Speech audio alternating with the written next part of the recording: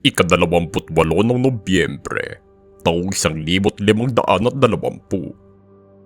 Nakaabot ang Portuges na nabigador na si Ferdinand Magellan sa karagatang Pasipiko matapos niyang matagumpay na makapaglakbay sa mapanganib na kipot sa ilalim ng Katimugang Amerika bilang ang pinakaunang manlalakbay ng Europa na nakatawid mula karagatang Atlantiko hanggang sa Pasipiko.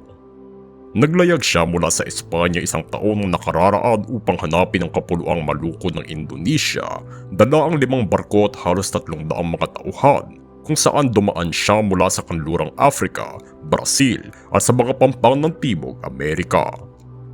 Kalaunan ay nadiskubre niya ang isang kipor sa ilalim nito na kanyang pinangalan ng Estrecho de Todos los Santos at ginawang kipot ni Magellan bilang parangal sa kanyang mga tagumpay nang makapunta siya sa Guam sa kabila ng mga kawalan na kanilang naranasan. Hindi sila nakarating sa Maluku, ngunit nakadaong sila sa isla ng Cebu at tinulungan ng dato dito upang labanan ng isang kalabang tribo sa Mactan na naging dahilan ng kanyang pagkamatay. Sa pagtakas naman ng mga nakaligtas, napuntahan nila ang Maluku at nakapagdala ng mga pampalasa, ngunit ang barkong Victoria lamang ang nakabalik sa Espanya mula sa 5 na naglayag.